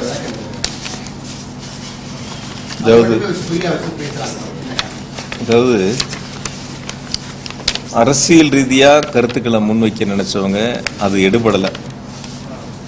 தனிப்பட்ட முறையில் குற்றச்சாட்டுக்களை முன் வச்சு அந்த கருத்துக்களை அதன் மூலியமா ஒரு அவதூறுகளை அல்லது ஒரு தவறான ஒரு எண்ணத்தை மக்களிடத்துல உருவாக்கலான்னு அவங்களுடைய முயற்சிகளை முன்னெடுக்கிறாங்க. நான் பொதுவாக இது அரசியல் இயக்கங்களுக்கு எல்லாத்துக்கும் சேர்ந்து பொதுவான ஒரு கருத்தை இருக்கக்கூடிய சூழல், இப்போ அந்த துறையில் இந்த இடத்துல இல்லை, இப்போ நான் அதுலேருந்து வெளில வந்திருக்கேன். இருந்தாலும் சொல்ல வேண்டியது என்னுடைய கடமை. இப்போ அதிமுக பொதுச்செயலராக இருக்கட்டும் அல்லது இப்போ வந்த அரசியல் கட்சியினுடைய தலைவராக இருக்கட்டும், 2016 21 வரைக்கும் இது போன்ற ஒரு சம்பவங்கள், அதாவது டாஸ்மாகில் 10 ரூபாய்க்கு கீழே கூடுதலாக வசூலிக்கப்பட்ட அது சம்பந்தமான புகார்கள் வந்து நடவடிக்கை எடுக்கப்பட்டது 7540. இப்போ போன அதிமுக ஆட்சியில் 10 ரூபாய்க்கு மேலே கூடுதலாக வசூலிக்கப்பட்டு நடவடிக்கை எடுக்கப்பட்டது 8666. இது கடந்த அதிமுக ஆட்சியில் வசூல் பண்ண அபராத தொகை ஏறத்தாழ 14 கோடி ரூபாய் அந்த ஆட்சியில் வசூல் பண்ணியிருக்காங்க. அபராத தொகைகள் இந்த மாதிரி கூடுதல் விலைக்கு விற்றவர்கள் மீது நடவடிக்கை எடுத்து அபராத தொகையை வசூலிச்சிருக்காங்க. 2021 பிறகு திமுக ஆட்சியில் இதன் மீது எடுக்கப்பட்ட நடவடிக்கை, அதாவது 10 ரூபாய்க்கு கீழே தொடுக்கப்பட்ட விசாரித்து எடுக்கப்பட்ட நடவடிக்கை 18,253 விசாரிக்கப்பட்டு நடவடிக்கை எடுக்கப்பட்ட புகார்கள். அதேபோல் 10 ரூபாய்க்கு மேலே 2,356 இது நடவடிக்கை எடுக்கப்பட்டு 8,51,00,000 ரூபாய் அவர்களிடமிருந்து அபராதமாக வசூலிக்கப்பட்டிருக்கின்றன. நான் கொஞ்சம் வெளிப்படையாகவே உங்கள்கிட்ட சொல்கிறேன். நான் இப்போ இந்த 5 வருஷத்தில் இது போன்ற புகார்கள் வருகின்ற பொழுது அந்த கூடுதல் தொகை ஒருவருக்கு செல்லுகிறது என்று சொன்னால், கடந்த 5 ஆண்டு அதிமுக ஆட்சியில் இது போன்று கூடுதலாக வசூலிக்கப்பட்ட தொகை எடப்பாடி பழனிசாமிக்கு சென்றது. அப்ப இன்று முதல் எடப்பாடி பழனிசாமி 10 ரூபாய் பழனிசாமி என்று அழைக்கப்படலாம். நான் யதார்த்தமா சொல்றேன். இதே சூழல் தான் கடந்த அதிமுக ஆட்சியிலே இருந்துச்சு. இதே போல தான் நடவடிக்கைகள் எடுக்கப்பட்டிருக்கு. அதை விட கடுமையான நடவடிக்கை இப்பொழுது எடுக்கப்பட்டிருக்கு. அவங்க எடுத்த விட 2 மடங்கு புகார்களுக்கு நடவடிக்கை எடுக்கப்பட்டு அபராதம் வசூலிக்கப்பட்டிருக்கு. அப்ப கடந்த ஆட்சியில் இருக்கப்பட்டது இப்ப நீங்க வசூல் பண்ணது ஒருத்தருக்கு போகுது அப்படின்னு நீங்க சொல்லி அவங்களுடைய பேச்சுக்கள் இருந்தால், அப்ப அவங்களுடைய கருத்து அவங்க ஆட்சியில் வசூலிக்கப்பட்டது அவருக்கு போயிருக்கு. அவர் அதை ஒத்துக்கணும்.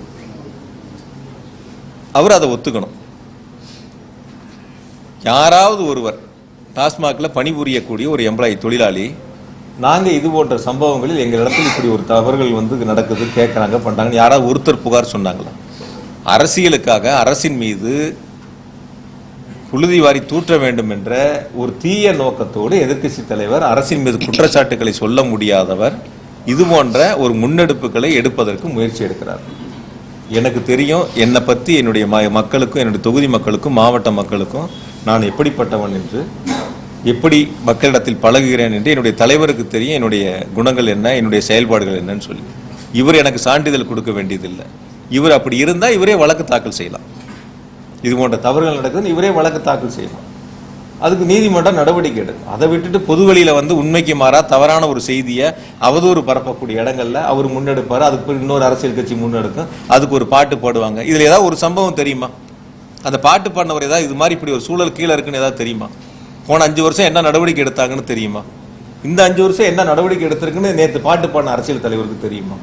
எதுவுமே பொதுவெளியில் என்ன நடக்குதுன்னே தெரியாதவங்க ஏதோ கொடுக்கறத அந்த இடங்கள்ல ஒரு பாட்டா பாடி பண்ணணுங்கிறதுல மொத்தம் 19 நிமிஷத்துல 10 நிமிஷம் பேசிட்டு இப்ப இது போன்ற ஒரு பேர் இழப்பை உருவாக்கியிருக்காங்க. அதனால நான் இன்னும் கூட சொல்றேன். நான் அதுல அந்த போடப்பட்ட இப்ப வழக்கு ஒன்று போட்டிருக்காங்க. அது நீதிமன்றத்தில் இப்ப விசாரணையில் இருக்கு. மொத்தம் அதுல போட்டதே 41 வழக்கு. ஏற்கனவே இது போன்ற புகார்கள் வழக்கு பதிவு செய்யப்பட்டது. அதுல 34 வழக்கு கடந்த அதிமுக ஆட்சியில் போட்டது. இடி எடுத்திருக்கிற கேஸ்ல 34 கேஸ் போன அதிமுக ஆட்சியில் போடப்பட்ட கேஸ். 7 கேஸ் தான் 2021 பிறகு திமுக ஆட்சியில் போடப்பட்ட கேஸ். ஆனா விசாரணை போன ஆட்சியை பத்தி விசாரிக்காம இப்ப இருக்கக்கூடிய நிகழ்வு மட்டும் விசாரிப்பதாக நீதிமன்றத்தில் வழக்கு. நீதிமன்ற வழக்கு முடியிட்டு இது சம்பந்தம் இன்னும் முழு விவரங்களை சொல்றேன். நீங்க அந்த கருத்தை கேட்டதுனால என்ன நடவடிக்கைகள் எடுக்கப்பட்டிருக்கு, 2 மடங்கு அது மீது கடுமையான நடவடிக்கை எடுக்கப்பட்டு துரிதமாக நிர்வாகம் செயல்பட்டிருக்கு. வரக்கூடிய நாட்களில் இது போன்ற தவறுகள் இருக்கக்கூடாதுங்கிறதுக்காக தான் இந்த மாதிரி கடுமையான நடவடிக்கைகள் எடுக்கப்பட்டிருக்கு. அதனால அரசு நிர்வாகத்தை பொறுத்தவரை எதிர்க்கட்சிகள் சொல்லக்கூடிய குற்றச்சாட்டுகள் மக்களிடத்தில் எடுபடாமல், மக்கள் அதை ஏற்றுக்கொள்ள முடியாத சூழலில் அரசின் மீது அவதூறு பரப்ப வேண்டும், தனிப்பட்ட முறையில் காழ்ப்புணர்ச்சி காரணமாக விமர்சனங்களை முன்வைக்க வேண்டும் என்பதற்காக பொதுவெளியில் சொல்லக்கூடிய கருத்துக்களை மக்கள் ஒருபோதும் ஏற்றுக்கொள்ளக்கூடிய மனநிலையில் இல்லை. அதை மக்கள் தெளிவாக உணர்ந்திருக்கின்றார்கள். அது அரசியல் இயக்கங்கள் உணராமல் மீண்டும் மீண்டும் ஒரு பொய் செய்தியை முன்னெடுப்பதற்கு முயற்சி செய்கிறார்கள்.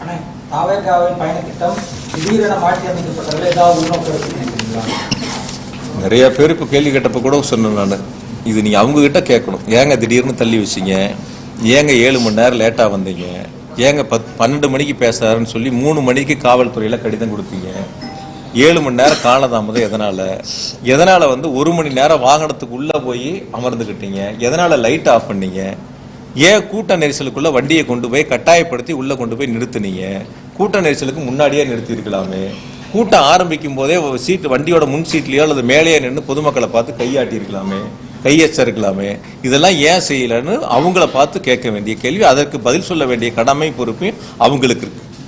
அவங்களுக்கு இருக்கு. இந்த துயர சம்பவம் நிகழ்ந்ததுக்கு காரணம் தாவேகா தலைவர் விஜய் அப்படின்னு சொல்றீங்க. அதை நான் அரசியலா பார்க்கலன்னு நான் ஆரம்பத்திலேயே உங்களுக்கு சொல்லிட்டேன். யார் தவறு செய்திருந்தாலும் அந்த தவறை யாராக இருந்தாலும் ஒற்றுக்கொள்ள வேண்டியது அவருடைய கடமை பொறுப்பு. யாரா இருந்தாலும் சரி. நான் தான் உங்ககிட்ட தெளிவா சொன்னேன், 2 வகையா பிரிக்கணும். ஒன்று அரசு செய்ய வேண்டியது, ஒன்று அரசியல் கட்சிகள் செய்ய வேண்டியது. பொதுக்கூட்டங்கள், ஆர்ப்பாட்டங்கள்ல அரசு செய்ய வேண்டியதை சரியாக செய்திருக்கிறது. அரசியல் கட்சிகள் சரியாக செய்திருந்தால் இது போன்ற தவறுகள், இது போன்ற இழப்புகள் ஏற்பட்டிருக்காது. அதில் தான் நான் ரொம்ப தெளிவாக சொல்றேன் நான். அதனால இந்த சம்பவங்களை பொறுத்தவரை நான் உங்கள் அழைத்ததே பாதிக்கப்பட்டவர்களுக்கு, இறந்தவர்களுக்கு இரங்கலையும் பாதிக்கப்பட்டவர்களுக்கான ஆறுதலையும் சொல்லி இந்த நிகழ்வில், அதாவது இந்த உடனடி நடவடிக்கை எடுத்த மாண்பு முதலமைச்சர்களுக்கும் துணை முதலமைச்சர்களுக்கும் நன்றி தெரிவிப்பதற்காகத்தான் பத்திரிகையாளர் சந்திப்பு இன்று ஏற்பாடு செய்யப்பட்டன. இருந்தாலும் கூட அரசியல் சார்ந்து நீங்கள் எடுத்த கேள்விகளுக்கு நான் பதில் சொல்லாம தவிர்த்துட்டு போனேன்னா வேற ஏதோ காரணங்கள் இருப்பதை போல சில செய்திகள் தவறுதலாக மீண்டும் மீண்டும் ஒரு தவறான செய்திகள் முன்னெடுக்கப்படும். ஆகையால இப்ப சமூக வலைத்தளங்களில் வரக்கூடிய பதிவுகள் நீங்க கேள்வியா கேட்பது கூட, அந்த சமூக வலைத்தளங்கள் பதிவிடக்கூடியவர்கள் விசாரணை ஆணையத்தின் முன்பு அவருடைய ஆதாரங்களை கொடுத்து இது போன்ற தவறுகள் இருக்கிறது என்று சொன்னால் விசாரணை ஆணையம் தெளிவாக விசாரித்து நடவடிக்கை எடுப்பதற்கு ஏதுவாக இருக்கு. அதுக்கு நம்மளும் அவங்களுக்கு சப்போர்ட்டா இருக்கலாம். என்னெல்லாம் இருக்கு, என்னெல்லாம் பாதிப்புங்கிறது நம்மளும் அவங்களுக்கு துணையா இருந்து அது போன்ற நிகழ்வு இனி வருங்காலத்தில் வராத அளவிற்கு நாம் பார்த்துக் கொள்ளலாம். ஏன்னா இந்த நிகழ்வு என்பது கரூரில் மட்டும் நடைபெற்ற ஒரு நிகழ்வு அல்ல. தொடர்ந்து நடைபெற்ற நிகழ்வு நாமக்கல்லா இருக்கட்டும், திருச்சியா இருக்கட்டும், அரியலூரா இருக்கட்டும், நாகப்பட்டினம், திருவாரூரா இருக்கட்டும், எல்லா இடங்கள்லையும் இது போல பாதிக்கப்பட்டு மருத்துவமனையில் அனுமதிக்கப்பட்டிருக்காங்க. அதுதான் நேற்று ஏடிஜிபி சார் ரொம்ப தெளிவாக சொன்னார். எவ்வளவு பேர் எந்தெந்த, நான் வேணா கூட அந்த பட்டியலை உங்களுக்கு நான் சொல்றேன். நான் யார் யார் எவ்வளவு பேர் எந்தெந்த ஊர்ல பாதிக்கப்பட்டு மருத்துவமனையில் அனுமதிக்கப்பட்டு சேர்க்கப்பட்டாங்கிறத நான் உங்களுக்கு பட்டியலாவே சொல்றேன். நான் எந்தெந்த ஊர்ல எவ்வளவு பேருங்கிறதுல அதுல இருக்கக்கூடியவங்க எல்லாருமே வந்து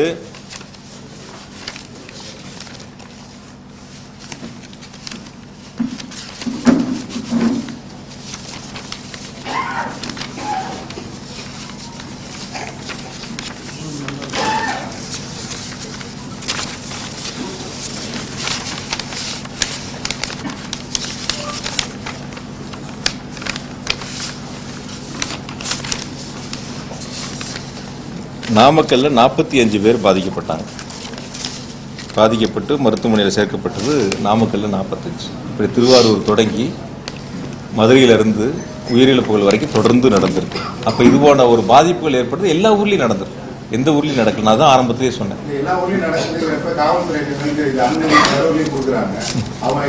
சார் நீங்க இல்ல சார், நீங்க தான் சார் செய்திகள் போடுறீங்க. நீங்க தானே செய்தி பிரேக்கிங் நியூஸே போடுறீங்க. இன்னும் கூட உங்ககிட்ட கொஞ்சம் வெளிப்படையா சொல்லட்டுமா? ஒரு அரசியல் கட்சி வந்து குழந்தைகள் வந்து அழைச்சிட்டு வர வேண்டாம்னு ஒரு செய்தி போடுறாங்க, ஒரு அறிக்கை கொடுக்குறாங்கன்னு வச்சுக்கோங்க. ஆனால் அந்த தொலைக்காட்சியில் நீங்கள் என்ன பண்ணுறீங்க? குழந்தைகளை தூக்கி தோளில் வச்சிருக்கிறது, குழந்தைகள் மேலே மப்ளர் கட்டி இருக்கிறது, இதெல்லாம் ரொம்ப பெருசாக மிகைப்படுத்தி நான் இன்னும் கூட உங்கள்கிட்ட நான் வெளிப்படையாக கேட்பேன். ஒரு அரசியல் கட்சி தலைவர் வீட்டில் கிளம்புறதுலேருந்து கூட்ட மேடைக்கு வர்ற வரைக்கும் பொதுவாக நீங்கள் லைவ் போடுறீங்க, அது உங்களுடைய பொறுப்பு. நீங்கள் போட்டுக்கிறீங்க, வேண்டாம்னு சொல்லலாம். அது குறிப்பிட்ட நேரத்துக்கு அவங்க வந்தாங்களா, எத்தனை மணிக்கு அனுமதி கேட்டாங்க, எத்தனை மணிக்கு வந்தாங்க, என்னங்கிறது அந்த செய்திகளே அந்த நேரங்களில் யாருமே போடலை. பொதுவாக 1-2 தவிர அந்த செய்திகளை தான் முன்னெடுக்க பார்த்தீங்களே தவிர, அந்த குழந்தைகள் இருக்கிறத பெருசாக காட்டுறதுக்கு தான் முன்னெடுக்க பார்த்தீங்களே தவிர, இன்ச்சு பை இன்ச்சா நகர்ந்து வாங்கணும்னு சொல்லி போட்டீங்க. நடந்துல உருண்டுக்கிட்டு போனால் கூட இன்ச்சை விட வேகமாக போகலாம். ஆனால் அந்த வண்டிக்கு முன்னாடி எவ்வளோ நடந்து போனாங்கன்னு பார்த்துருப்பீங்க. நீங்கள் ஒரு தேர் திருவிழாவில் கூட இன்னும் கொஞ்சம் வேகமாக போவாங்க. அந்த வண்டிக்கு முன்னாடி நடந்து போனவங்க எப்படி போனா நீங்க லைவ்ல எல்லாரும் பார்த்தீங்க. இன்ச்சு பை இன்ச்சா போகுது. 100 பேர் நின்ற இடங்கள்ல பல்லாயிரக்கணக்கான வரவேற்பு நின்னான்னு போட்டிருந்தாங்க சில தொலைக்காட்சி. அதுக்கப்புறம் நான் பார்த்தேன். அதெல்லாம் நம்ம இல்ல போனதா சொல்றதுனால ரவிதானால இருந்து போனப்போ போலீஸ் அதனாலதான் எல்லாம் ஃபுல் டிராபிக் ஜாம் ஆயிடுச்சு, பெங்களூர் ரோடு எல்லா ரோடுமே. அதனால நீங்க உள்ள இருங்க அப்படின்னு சொல்லி விஜய் எந்த இடங்கள்லயும் காவல்துறை அது போன்று அறிவுறுத்தப்படவில்லை. இது மாதிரி எந்த இடங்கள்லயும் காவல்துறை நீங்க உள்ள இருங்கன்னு யாரும் சொல்லலை.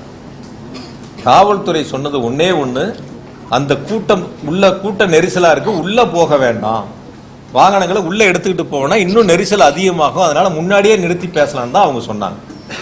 காவல்துறை வந்து நீங்க உள்ள போங்கன்னு எந்த இடங்கள்லயும் யாரும் சொல்லவில்லை. அப்படி ஒரு தகவல் இதுவரைக்கும் இல்லை. இருந்திருந்தா நிச்சயமா அப்படி ஒரு கேள்வி முன்வைக்கப்பட்டிருக்கும். அதனால நீங்க தொலைக்காட்சிகளா இருந்தாலும், லைவ் பண்றவங்களா இருந்தாலும், சோசியல் மீடியாவா இருந்தாலும் இருக்கக்கூடிய சூழலை யதார்த்தமாக சொல்ல வேண்டியது நம்முடைய கடமை பொறுப்பு. இப்போ தம்பி கூட கேட்டாப்ல இந்த மாதிரி வருதுன்னு சொல்லி, பாசிட்டிவ் 100 இருக்கு, நெகட்டிவ் 10 இருக்கு. அந்த நெகட்டிவ் அரசின் மீது காழ்ப்புணர்ச்சிகாரமாக சொல்லக்கூடிய கருத்துக்களாக கூட இருக்கலாம், அல்லது 1-2 அது சரியாக கூட இருக்கலாம். சரியா இருக்கக்கூடிய கருத்துக்களா இருந்தா நீ விசாரணை ஆணையத்தில் முன் வச்சு இது போன்ற இருக்குது. வரக்கூடிய காலங்களில் அது எல்லாரும் சேர்ந்து சரி செய்வதற்கான முயற்சிகள் எடுக்கணும். ஆனால் என்னை பொறுத்தவரை நான் சொல்வது, மீண்டும் ஒரு முறை உங்களிடத்தில் இறுதியாக சொல்வது, ஒரு அரசு என்பது பாதுகாப்பு கொடுக்கும், கேட்கக்கூடிய இடங்களுக்கு அனுமதி பரிசீலித்து கொடுக்கும். அந்த கேட்கக்கூடிய இடங்களுக்கு பரிசீலித்து அனுமதி மறுக்கப்பட்டால் அரசியல் காழ்ப்புணர்ச்சியால் மறுக்கப்படுகிறது என்ற ஒரு செய்தியை அரசியல் தலைவர்கள் முன்னெடுப்பதும், அதை தொலைக்காட்சிகளும் பத்திரிகைகளும் பெரிதாக செய்திகளை வெளியிடுவதும், ஏதோ ஒரு சில கட்சிகளுக்கு மட்டும் அரசு அனுமதி கொடுப்பதை போல ஒரு தோற்றத்தை உருவாக்க முயற்சி செய்வதும், ஆகையால அது போன்ற ஒரு சூழலில் நீ வரக்கூடிய நாட்களில் மறுக்கப்பட்ட காரணங்கள் என்ன, எதனால் மறுக்கப்பட்டது, கொடுக்கக்கூடிய அனுமதிகள் என்னென்ன நிபந்தனைகள் விதிக்கப்பட்டிருக்கின்றன, இந்த நிபந்தனைகள் என்னென்ன அவர்கள் கடைபிடித்திருக்கின்றார்கள், என்னென்ன கடைபிடிக்கவில்லை, நிபந்தனைகளை மீறி செயல்பட்டிருக்கிறார்கள், இது எல்லாம் சீர்தூக்கி பார்த்து, இது பொதுமக்கள் சார்ந்தது, உயிர் சார்ந்தது. எந்த வீட்டில் பாதிப்பு என்றாலும் அனைவருக்குமான அது ஒரு பாதிப்பு தான், எல்லாருக்குமான ஒரு பாதிப்பு தான். அது எந்த ஊர்ல நடந்திருந்தாலும் சரி, கரூர்ல மட்டும் இல்லை, எந்த ஊர்ல நடந்திருந்தாலும் சரி. ஆக இது எல்லாருமே வரக்கூடிய நாட்களில் இது போன்ற ஒரு சூழல் இல்லாத அளவுக்கு சரி செய்ய வேண்டிய பங்கு எல்லாத்துக்கும் இருக்கு. அதுக்கு அரசினுடைய கடமை மிக சிறப்பாக தெளிவாக செய்திருக்கின்றார்கள். காவல்துறைய பங்கு மிக சிறப்பாக, அவரே நன்றி சொன்னாரே, அவரே ஆரம்பத்தில் நன்றி தானே சொன்னாரு, ஒன்றும் காவல்துறை குறை சொல்லலையே. நான் இந்த இடத்துக்கு நின்று நான் பேசுறது காரணமே காவல்துறை தான், நன்றின்னு தான் அவர் சொன்னாரு. இப்போ காவல்துறை தன்னுடைய பங்கை சரியாக தான் செஞ்சிருக்கு, கடமையை சரியாக தான் செஞ்சிருக்காங்க. அந்த இடங்கள்ல இருக்கக்கூடிய குறைகளை எடுத்து சொல்ல வேண்டிய கடமை பொறுப்பு இருக்கு, சரி செய்ய வேண்டியது அந்தந்த அரசியல் கட்சிகளை சார்ந்தவர்களுடைய கைகளில் இருக்கின்றன. அதை வரக்கூடிய நாட்களில் சரி செய்ய வேண்டும். ஆக நான் இன்னைக்கு அழைத்ததில் நீங்கள் கேட்ட கேள்விகளிலும், குறிப்பாக என் மீது சொல்லப்பட்ட புகார்களில் நீங்கள் வைத்த அந்த புகார்களுக்கு நான் தெளிவான விளக்கங்களை சொல்லியிருக்கேன். எனவே நான் நேசிக்கக்கூடிய, எங்கள் தலைவரால் கொண்டு வரக்கூடிய திட்டங்களை செயல்படுத்தக்கூடிய, நான் போற்றி வழங்கக்கூடிய என்னுடைய மாவட்ட மக்களாக இருந்தாலும், என்னுடைய தொகுதி மக்களாக இருந்தாலும், நாங்கள் இணைந்து பணியாற்றக்கூடிய, முன்னெடுத்திருக்கக்கூடிய அத்துணை பணிகளையும் மக்களுக்கு நன்றாக தெரியும். ஆகையால ஏதோ ஒரு சில அரசியல் இயக்கங்கள் காழ்ப்புணர்ச்சி காரணமாக நடந்திருக்கக்கூடிய தவறுகளை அரசின் மீது திசை திருப்பதும், அல்லது தனிப்பட்ட என் மீதோ அல்லது மற்றவர் மீதோ திசை திருப்பும் முயற்சி என்பதும் ஒரு தவறான செயலாகும். அதற்கு யாரும் துணை போக வேண்டாம்.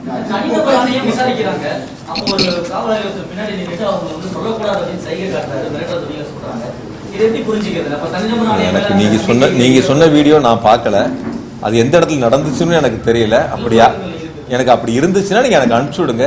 நான் காவல்துறை காவல் ஆய்வாளர் இது மாவட்ட காவல் கண்காணிப்பு அனுப்பிச்சு விட்டு அது யாருன்னு பார்க்க சொல்றேன். அஜித்குமார் கொலை வழக்குல தமிழ்நாடு முதலமைச்சர் உடனே சிபிஐக்கு மாட்டினாங்க. இது அதே மாதிரி நிறைய சந்தேகங்கள், உடற்கூறு ஆய்வு அவசரங்கள் செய்யப்பட்டது, இதை சிபிஐக்கு மாற்ற சொல்லி சார், அது சம்பந்தமானது எல்லாம் நேற்று தெளிவா அரசு கூடுதல் தலைமைச் செயலாளரும் ஏடிஜி சார் உள்ளிட்ட அரசு துறை செயலாளர்கள் எல்லாம் தெளிவான விளக்கங்கள் கொடுத்துட்டாங்க.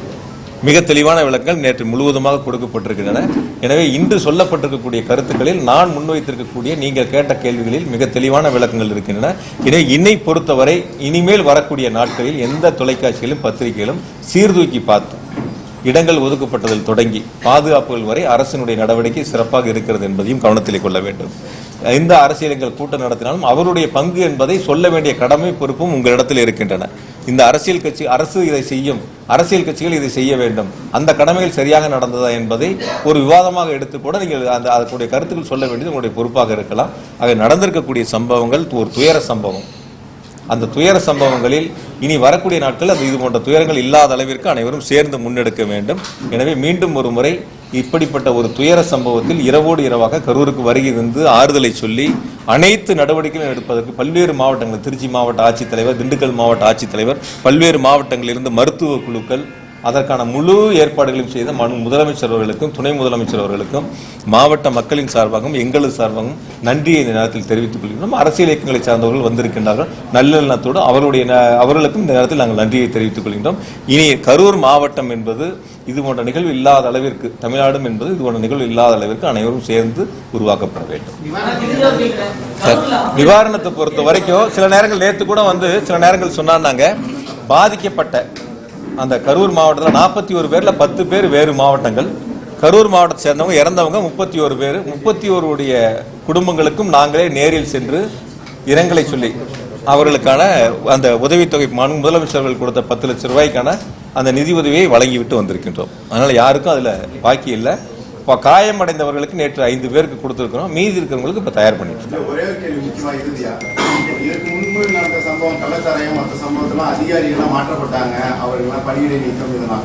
இந்த சம்பவத்துல வந்து இந்த மாதிரி தடுத்துக்கலாம் எல்லாரும் சொல்றாங்க. அதை சார் நீங்க ஒரு விஷயம் பதிலீங்க.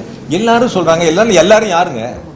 இதை தவறாவே சொல்லிட்டு இருக்கீங்க. எல்லாரும் யாருங்க? அது எல்லாரும் நீங்க ஒரு விஷயம் புரியும். எல்லாரும் சொல்றாங்க உங்களுக்கு வேண்டியப்பட்டவங்க பிஜேபி சார்ந்தவங்க, அதிமுக சார்ந்தவங்க, டிவிகே சார்ந்தவங்க, இந்த மாதிரி ஒரு அரசியல் கட்சியை சார்ந்தவங்க சொல்ற கருத்துல எல்லாருமா? எல்லாருன்னா யாரு? மக்கள் தாங்க எல்லாரும். எல்லாரும் சொல்றாங்கிறது நீங்க சமூக வலைத்தளத்துல பாருங்க, டிவி விவாதத்துல பாருங்க, பொதுமக்கள் சொல்லக்கூடிய கருத்துக்கள் பாருங்க, எவ்வளவு பேர் என்னென்ன சொல்லியிருக்கான்னு பாருங்க. நீங்க அதாவது என்னன்னா பொதுவா என்ன ஒரு லோக்கல் பொதுவா நீங்க என்ன எடுத்துக்கிறீங்கன்னா இப்ப தம்பி கேட்ட மாதிரி தான் 10 பேர் ஒரு நெகட்டிவா சொன்னாங்கிறது அது ஒரு செய்தியாக கூட வந்து நீங்க அது ஒரு கேள்வி எடுக்கிறங்கிறது அது இருந்தா கூட நாங்க சரி செய்யறோம்னு தான் சொல்றோம். நான் 10 பேர் சொல்லக்கூடிய கருத்தா இருந்தாலும் நாங்க செவி சாய்க்கிறோம் தான் சொல்றோம், அது எடுத்து நடவடிக்கை எடுக்கிறோம் தான் சொல்றோம். அதுல அரசு எந்த விதமான மாட்டு கருத்தை நாங்க சொல்லல. அதனால எல்லாரும் சொல்றாங்க அப்படிங்கிறதே வந்து ஒரு அரசியல் கட்சி சொல்லக்கூடிய கருத்துக்கள், ஒரு அரசியல் கட்சியின் சார்பாக முன்வைக்கக்கூடிய கருத்துக்கள் எல்லாருடைய கருத்துக்கள் அல்ல. அது அவர்களுக்கான கருத்துக்கள், அது அவருடைய பங்கா இருக்கலாம். அது அவங்க நம்ம பாராட்டணும்னு நினைக்கிறது நம்மளுடைய தவறு. அது எப்படி ஒரு எதிர்கட்சி வந்து நம்மளை பாராட்டுவாங்க? எப்படி ஒரு எதிர்கட்சி வந்து இது சிறப்பாக செஞ்சாங்கன்னு எப்படி சொல்லுவாங்க? இப்போ அவங்க அந்த இடத்துல அரசியல் செய்யணும், அதுக்கான கருத்துக்களை அவங்க முன்னெடுப்பாங்க. அதுதான் இருக்கக்கூடிய ஒரு யதார்த்தமான சூழல். அரசு எந்த அளவுக்கு செயல்பட்டது, முதலமைச்சர் எந்த அளவுக்கு விரைந்து நடவடிக்கை எடுத்தாங்க, இதுல அரசினுடைய பங்கு எந்த அளவுக்கு மிக சிறப்பா இருக்கு, எந்த அளவுக்கு வந்து மக்கள் பாதிக்கப்பட்ட மக்களுக்கு உரிய நேரத்தில் அரசு உதவிகளை செய்தது என்பதுதான் நீங்க முதல்ல நின்று கவனிக்க வேண்டிய ஒரு பங்கு. எதனால் இந்த நிலைமை ஏற்பட்டது, யாரால் இந்த நிலைமை ஏற்பட்டது, யாரிடத்தில் இந்த கேள்விகளை கேட்கணும். 5 கேள்வி முன் வச்சிருக்கணும். அங்க 12 மணிக்கு கூட்டம் அறிவிச்சு 3 மணிக்கு லெட்டர் கொடுத்துருக்கீங்க. நீங்களே பவரை கட் பண்ணி சொல்லி லெட்டர் கொடுத்துருக்கீங்க. ஆனா நீங்களே வந்து 7 மணி நேரம் லேட்டா வந்திருக்கிறீங்க. லேட்டா வந்தது இல்லாம 500 மீட்டருக்கு முன்னாடியே வண்டிக்குள்ள போயிட்டீங்க. 500 மீட்டர் வரைக்கும் வண்டிக்கு வெளியில வரல, வண்டிக்கு மேலையும் வரல. கூட்ட நெரிசல் இருக்குன்னு காவல்துறை சொல்லியும் வண்டி உள்ள கூட்ட நெரிசலுக்குள்ள வண்டியை கொண்டு போய் உள்ள சேர்த்திருக்கிறீங்க. உங்களுடைய பாதுகாவலரோ உதவியாளரோ மேல வந்து பொதுமக்கள் வந்து பாதிக்கிறாங்க, பெண்கள் சாஞ்சி விழுங்குறாங்கன்னு சொன்னதுக்கு அப்புறமும் நீங்க பேச்ச தொடர்றீங்க. நீங்களே ஆம்புலன்ஸை கூப்பிடுறீங்க. ஆம்புலன்ஸ் வந்த பிறகு நீங்க போறியா நண்பான்னு கேட்கறீங்க. அந்த ஆம்புலன்ஸை நீங்களே அனுப்புறீங்க. அங்க ஆம்புலன்ஸ் எங்க இருந்து வந்ததுன்னு நீங்களும் ஒரு கேள்வி கேட்கறீங்க. அங்க இது எல்லாம் யார் இடத்தில் கேட்க வேண்டிய கேள்வி, இதெல்லாம் யார் விளக்கம் சொல்ல வேண்டிய இடத்தில் இருக்கிறார்கள். அப்ப அவங்க கிட்ட இந்த கேள்விகள்லாம் முன் வச்சு அந்த அவங்களை நீங்க தொடர்பு கொண்டு இதற்கெல்லாம் உங்களுடைய விளக்கங்களை சொல்லுங்க. 7 மணி நேரம் ஏன் லேட் ஆச்சு, ஏன் நீங்க வண்டிக்குள்ள 500 மீட்டருக்கு முன்னாடி உள்ள போனீங்க, வண்டி கொண்டை நிறுத்தி 10 நிமிஷம் வரைக்கும் ஏன் மேல வரல, இதெல்லாம் அவர்களிடத்தில் கேட்டு அவர்கள் சொல்ல வேண்டிய நிவர்த்தி செய்ய வேண்டிய பொறுப்பு அவங்களிடத்துல இருக்கு.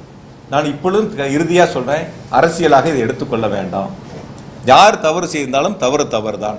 அந்த தவறுகளுக்கு யார் தவறு செய்தாலும் அவர்களுக்கு பொறுப்பெடுத்துக் கொள்ள வேண்டும். அது எந்த கட்சியா இருந்தாலும் சரி. அரசு இதில் மிக தெளிவாக நிதானமாக ரொம்ப பொறுமையாக அனைத்து நடவடிக்கைகளும் எடுத்திருக்கின்றன. பாதுகாப்பிலும் அரசை பொறுத்தவரை காவல்துறையை பொறுத்தவரை சிறப்பாக செயல்பட்டு இருக்கின்றார்கள். அதற்கு அந்த கட்சியினுடைய தலைவர் பேசும் பொழுது சொன்ன நன்றியை அவர் சொல்லியிருக்கிறார். அதனால இதில் எந்த விதமான மாற்று கருத்தும் நீங்க முன்னெடுக்க வேண்டியதில்லை.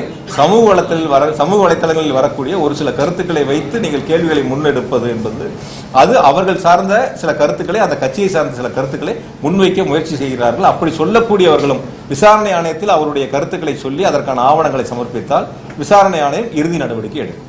அதற்கான விசாரணை ஆணையத்துடைய அறிக்கையை கொடுப்பார்கள். நிச்சயமாக முதலமைச்சர்கள் நடவடிக்கை எடுப்பார்கள்.